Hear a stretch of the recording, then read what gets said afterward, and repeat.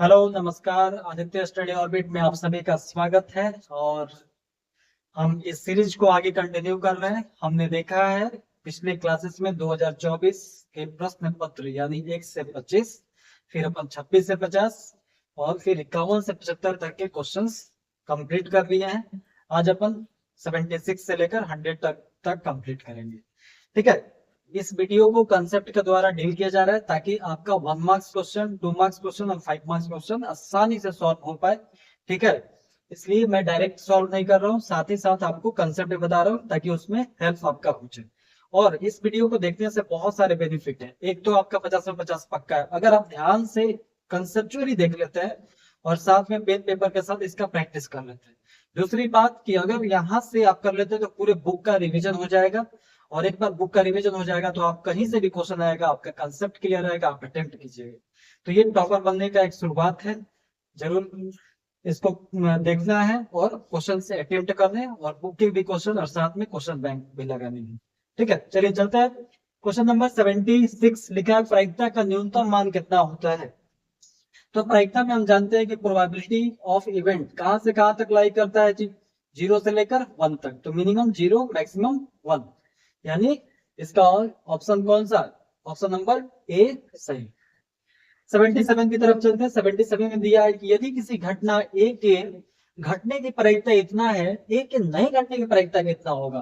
देखिए मैं बार बार कंसेप्ट के हिसाब से चल रहा हूं, इसलिए इस वीडियो को बहुत ही ध्यान से आप लोग देखना। Probability of event A, probability of event not occurring event A की वैल्यू कितना होता है, 1 होता है। प्रायिकता घटना घटने की प्लस प्रायिकता घटना नहीं घटने की, उसका सम जब आप करेंगे, ऐड करेंगे तो कितना मिलता है, 1 मिलता है। तो पीए की वैल्यू यहाँ पर आपको देकर रखा है, घटना घटने की 0.35, तो ये बनेगा 0.35 प्लस घटना नहीं घटने का प्रायिकता कितना होगा। तो यहाँ से जब अपन सब्ट्रैक्ट करेंगे तो बनेगा कितना, देखिए पी ऑफ ए, और इसको सब्ट्रैक्ट करेंगे तो 5 और ये हो गया 9 तो 6, यानी 0.65, 0.65 ऑप्शन सी इसका सही उत्तर।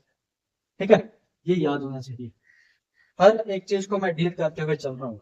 78 देखिए, 3 सिक्के को उछाला और संभावित परिमाणों की संख्या, कितना परिणाम होंगे, कितने आउटकम्स मिलेंगे। तो याद रखें कि जब भी आप सिक्के को उछालते हैं, मान लीजिए ये फॉर्मूला आप याद रखेंगे, सिक्के को एन बार या इन सिक्के को एक बार, सिक्के को एन बार उछालने पर परिणामों की संख्या क्या होती है, 2 का power n, in number of toss, n कितनी बार आपने उसको उछाला है। तो यहाँ पर कितने बार उछाला गया है जी, देखिए कितने बार, 3 सिक्के को, यहाँ पर सिक्के को एन बार या इन सिक्के को एक बार। तो 3 सिक्के को उछाला गया तो 2 का पावर 3 हो जाएगा, यानी आंसर कितना। इस बात को पकड़िएगा, सिक्के को एन बार या इन सिक्के को एक बार, दोनों की वैल्यू सेम होता है, 2 का पावर एन। तो आंसर हो गया 8, ऑप्शन सी इसका सही उत्तर। क्वेश्चन नंबर 79, निम्नलिखित में से कौन सी संख्या किसी घटना की प्रायिकता नहीं हो सकती। तो अभी मैंने बताया कि प्रायिकता तभी होगी जब ये कहां से कहां तक लाई करेगा, 0 से लेकर 1 तक। 1 से एक्सीड नहीं करेगा, 0 से प्रीसीड नहीं करेगा, 0 से कम नहीं होगा, 1 से ज्यादा नहीं होगा, इसी के बीच में लाई करेगा, 0 और 1 हो जाएगा। 0 पर असंभव घटना बोलते हैं, असंभव घटना। ठीक है, और 1 पर श्योर इवेंट, पक्का होगा ही होगा। ठीक है, अब देखिए इसमें क्या देखे रखा है, क्वेश्चन नंबर क्या दिया हुआ है, निम्नलिखित में से कौन सी संख्या किसी घटना की प्रायिकता नहीं हो सकती। ये 0.5, 0 और 1 के बीच में है, ठीक है। 1.9 1 से बड़ा हो गया तो बिल्कुल नहीं है। 80% यानी 80/100, तो ये तो 0.8 है ना, तो ये तो चलेगा। 3/4 तो ये कितना हो जाएगा, 0.7 72 ऐसे ही कुछ आएगा, तो ये तो चलेगा, यानी 0 और 1 के बीच में। तो ऑप्शन कौन सा, ऑप्शन नंबर 20 का करेक्ट आंसर है, क्योंकि 1 से बड़ा नहीं हो सकता है ना। प्रोबेबिलिटी हमारा लिमिट है 0 से 1, और 0 और 1 इंक्लूडेड। अब चलिए क्वेश्चन नंबर 80 की तरफ अपन चलते हैं। एक पासे को एक फेक में 5 या 5 से कम प्राप्त होने की प्रायिकता कितना होगा। एक पासे को जब हम फेंकते हैं तो डाइस कितना हो जाएगा, डाइस के जो आउटकम्स मिलेगा वो 1 2 3 4 5 6, ठीक है। 5 से कम, 5 या 5 से कम, ध्यान रखिएगा 5 भी इंक्लूड करना है, इससे कम तो ये सब आउटकम्स मिले। तो प्रोबेबिलिटी आप जानते हैं क्या होता है, number of favourable outcomes, number of favourable जो क्वेश्चन में पूछा favourable outcomes upon total number of outcomes, total number of outcomes, है ना। यानी कि जो यहाँ पर आप आउटकम्स लिखेंगे, परिणाम लिखेंगे, जो घटना घटित होती है, और यहाँ पर जितनी बार होती है उन सब की वैल्यू आपको लिख देना है। तो कितना है, देखिए कितनी बार हुआ, तो ये 5 तक लेना है तो 5 हो गया। टोटल कितना घटना हुआ है 6, तो 5/6 इसका सही उत्तर है, ऑप्शन सी इसका करेक्ट आंसर।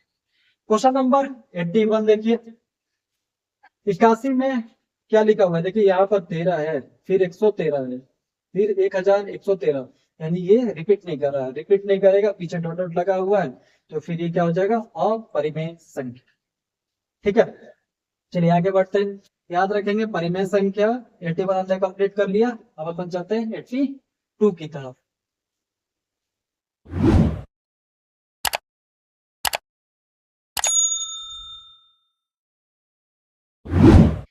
प्रश्न संख्या 82 देखेंगे, लिखा हुआ है एक परिमेय संख्या एवं एक अपरिमेय संख्या का गुणनफल कैसी संख्या होती है।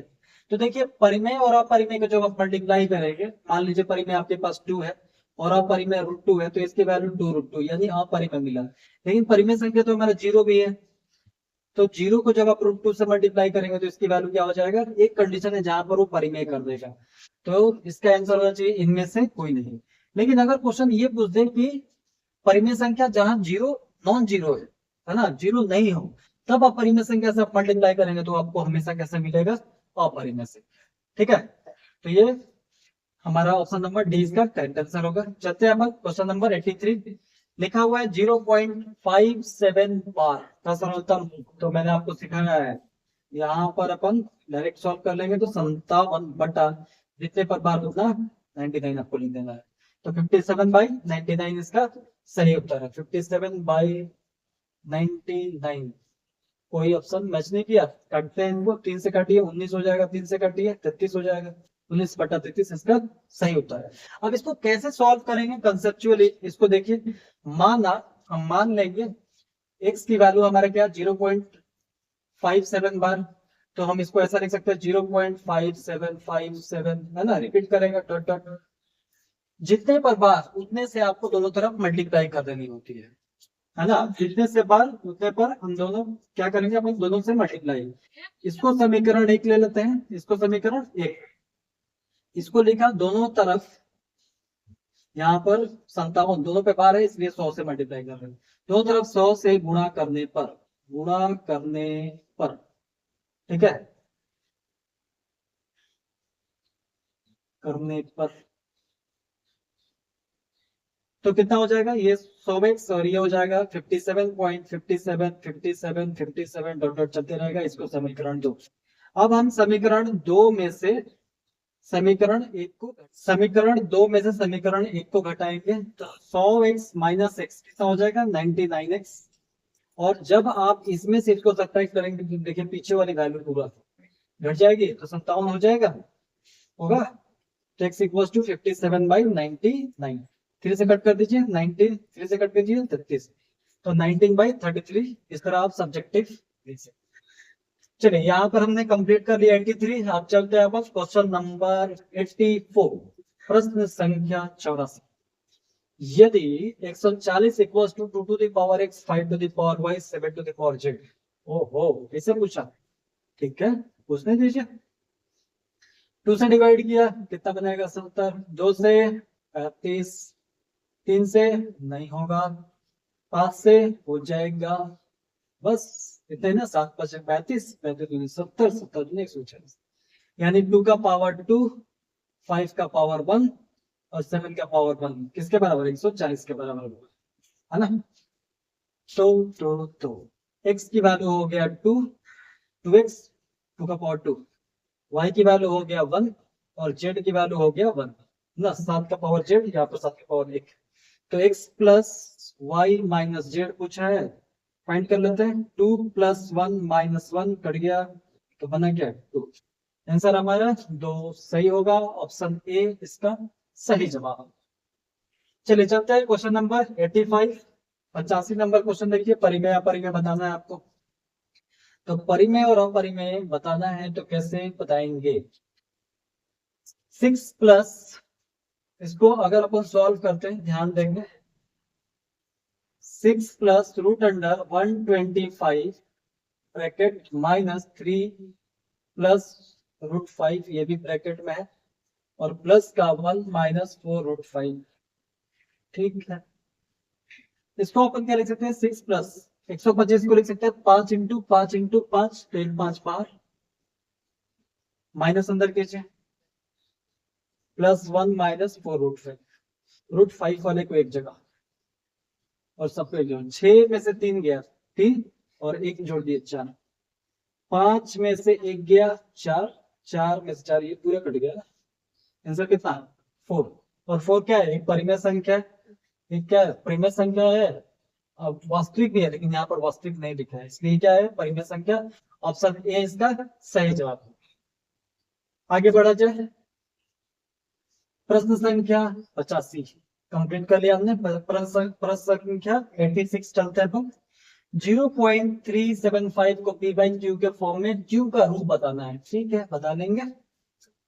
0.375 अपॉन, पॉइंट हटाएंगे, 1000 हो जाएगा ना। अब 1000 को इस फॉर्म में लिखता है, लिख पाएंगे क्या, बिल्कुल लिख पाएंगे। इसको आप क्या लिखते हैं, 10 इंटू 10 इंटू 10, और 10 को आप क्या लिखते हैं, 2 इंटू 5, 2 इंटू 5, 2 इंटू 5। 2 कितनी बार है, 3 बार, 2 का पावर 3, 5 कितनी बार, 3 बार, 5 का पावर 3, 2 का पावर 3, 5 का पावर 3, यानी सी इसका सही जवाब। चलिए 87 की तरफ चलते हैं अपन। दो संख्याओं का मासा 15, लसा 105, यदि उनमें से एक संख्या 5 है तो दूसरी संख्या क्या होगी। तो आप जानते हैं क्या, प्रथम संख्या गुने द्वितीय संख्या किसके बराबर है, एलसीएम इंटू एचसीएफ के बराबर है। प्रथम संख्या क्या है जी, इनमें से एक संख्या 5 है, ठीक है। दूसरा संख्या निकालना है, एलसीएम कितना है, एलसीएम 105, एचसीएफ कितना है, 15 है। 5 से काटिए, इसको काट देते हैं, आसान हो जाएगा, 21। तो दूसरी संख्या क्या मिलेगा, 21 इंटू 15, 21 इंटू 15 क्या हो जाएगा, 21 इंटू 15, ये 15, ये 30, 315 है क्या, यानी ऑप्शन नंबर सी इसका सही जवाब।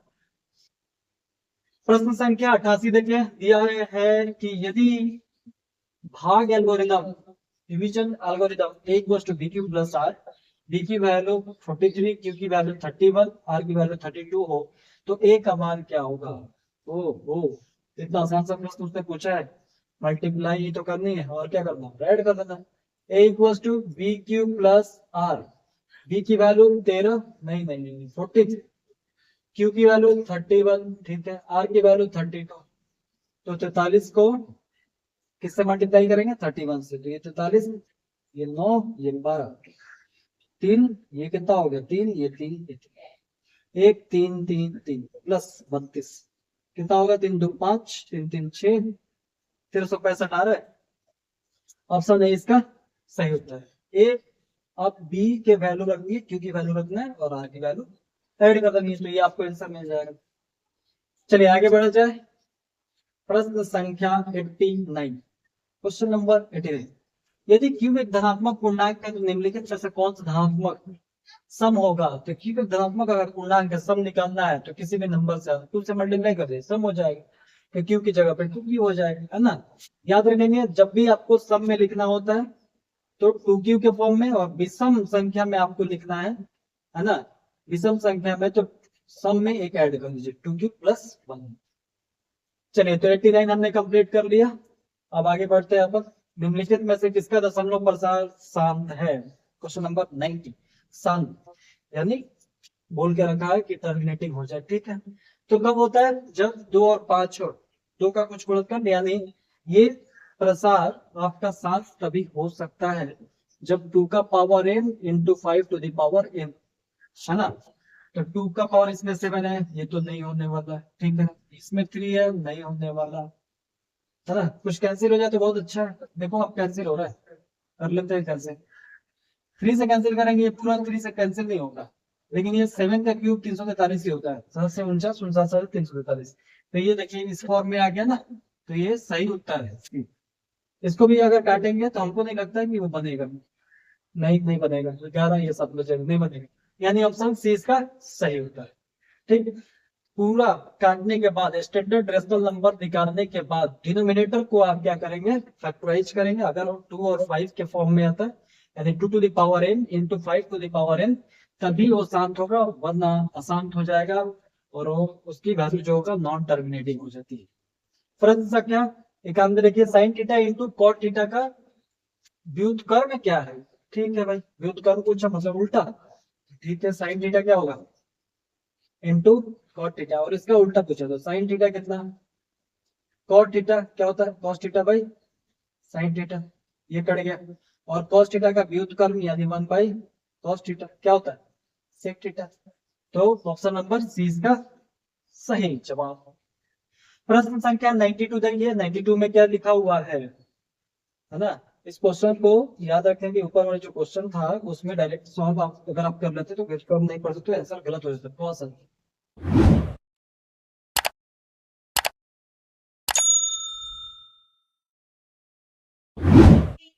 92 में देखिए क्या लिखा है, cot 12 degree, cot 38 degree, cot 52 degree, cot 60 degree और cot 78 डिग्री की वैल्यू कितना होगा।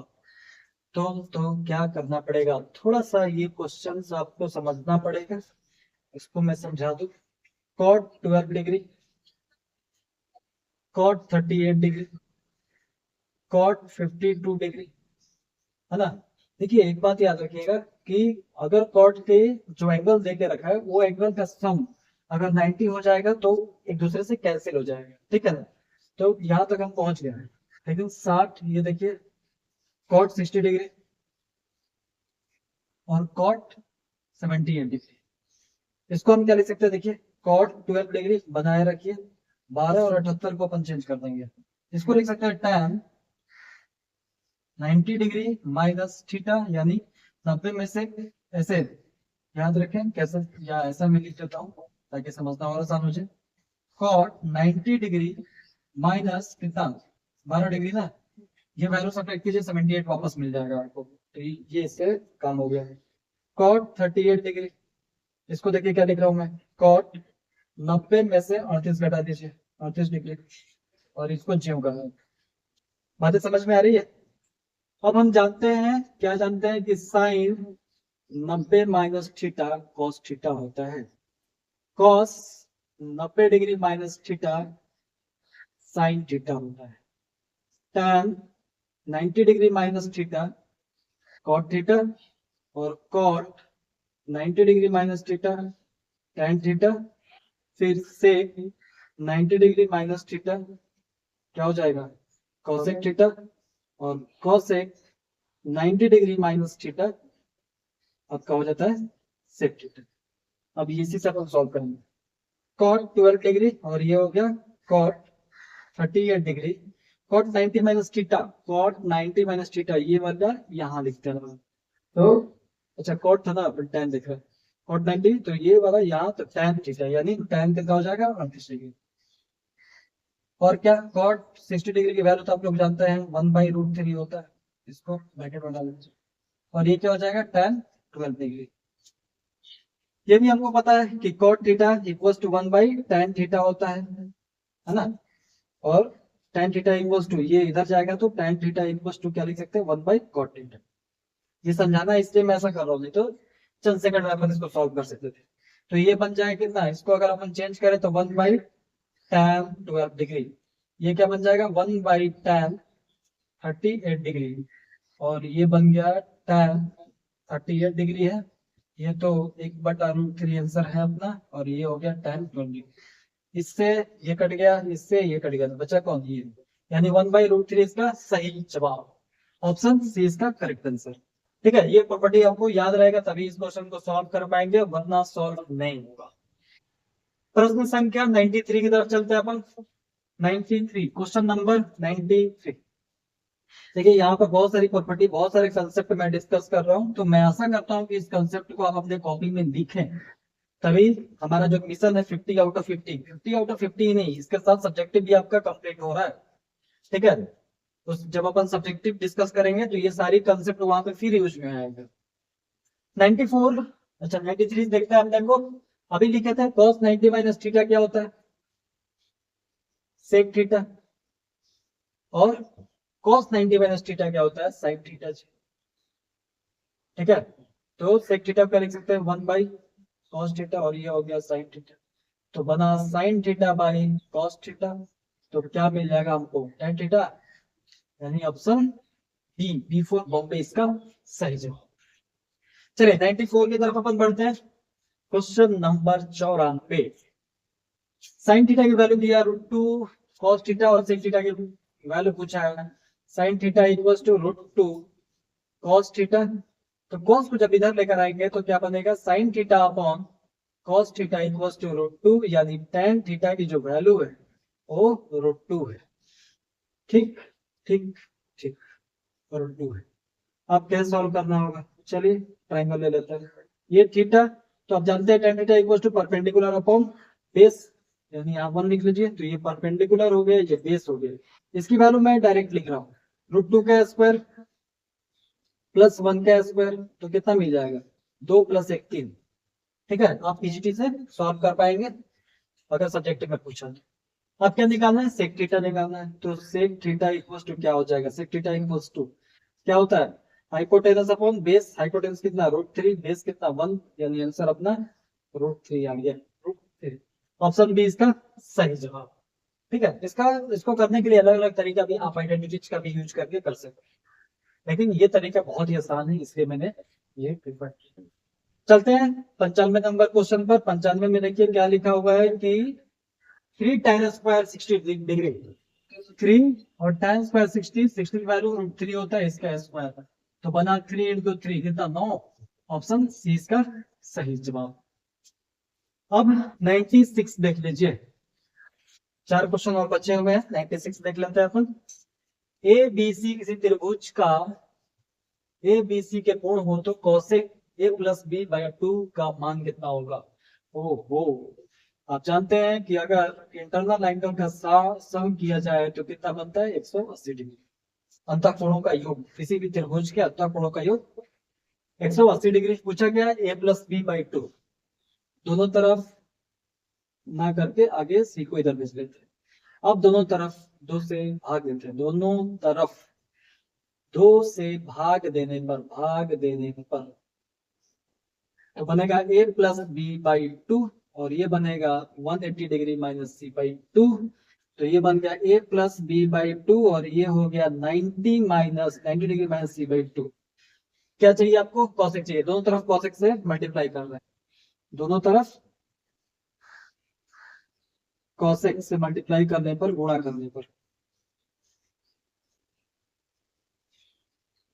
ठीक है, क्या हो जाएगा, cosec a + b/2, और ये बनेगा cosec 90 डिग्री - c/2, तो ये कितना बन जाएगा, cosec 90 - थीटा sec थीटा, तो c/2 देख लीजिए।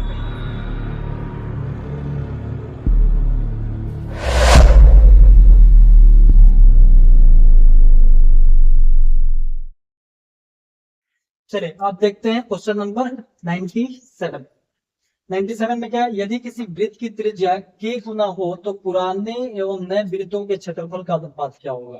तो देखिए पुराने वाले वृत्त को अपन ले लेते हैं C1, नया वाला वृत्त है हमारा C2, तो पहला है πr², और दूसरे का एरिया अपन कर लेते हैं πr²। एरिया पूछा, एरिया क्षेत्रफलों का अनुपात, इसलिए ऐसा करना है। लेकिन पहला देखे रखा k गुना हो जाता है, यानी जो ये कैपिटल R है वो k टाइम्स ऑफ R, पुराने का k गुना।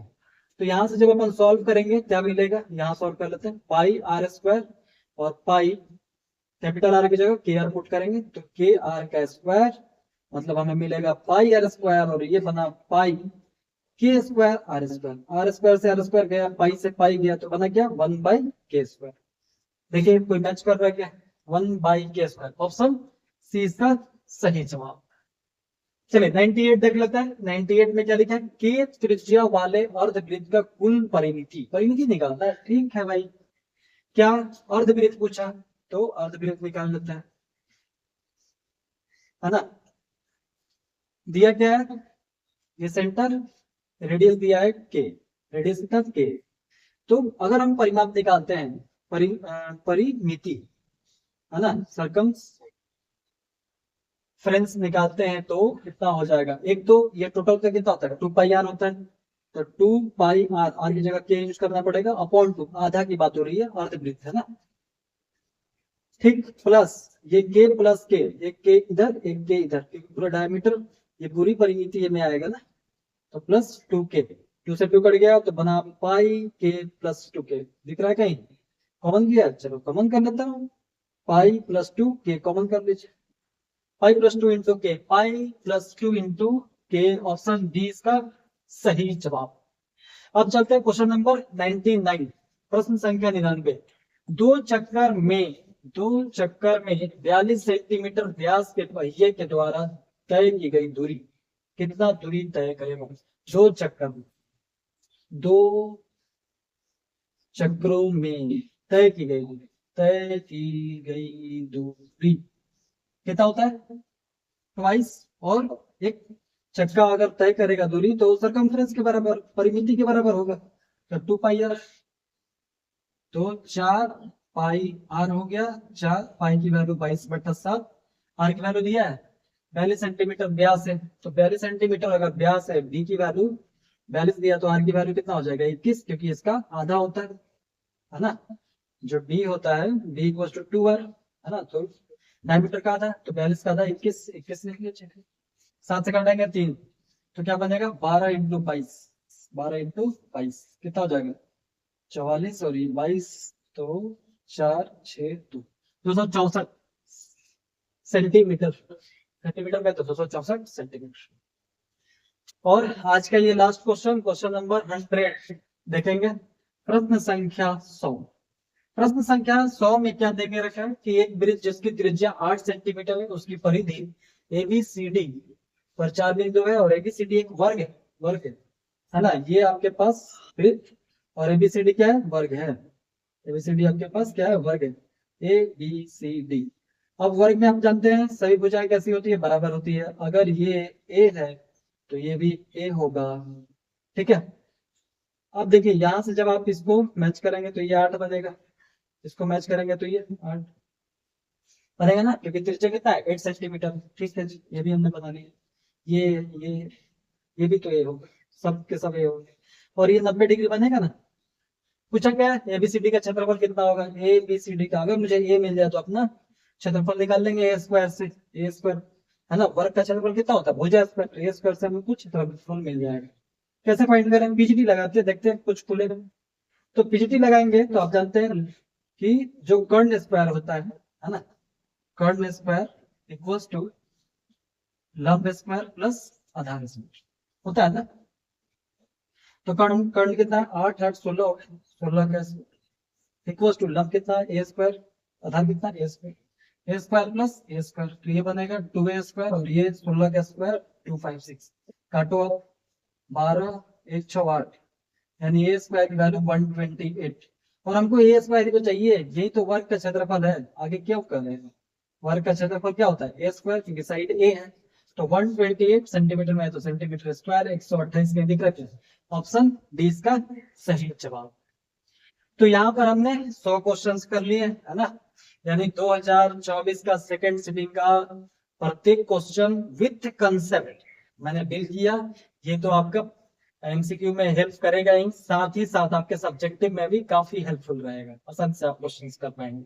लेकिन इस वीडियो को बहुत ही ध्यान से आपको देखना पड़ेगा, हर एक क्वेश्चन का प्रैक्टिस करना पड़ेगा। जो कंसेप्ट मैं बता रहा हूँ, मैं ऐसे भी आपको टिक करके निकल लेता, लेकिन हर एक कंसेप्ट को डील कर रहा हूँ ताकि सब्जेक्टिव पे आपका हेल्प हो सके। तो ये सिर्फ 50 में 50 लाने का जर्नी नहीं है, ये आपका 100 में 100 लाने का जर्नी है, ठीक है। तो ये सफर मेरे साथ एंजॉय कीजिए, और हम इसी तरह 2009 तक के क्वेश्चंस को करेंगे। मिलते हैं अपन अगले एपिसोड में। Okay, thank you.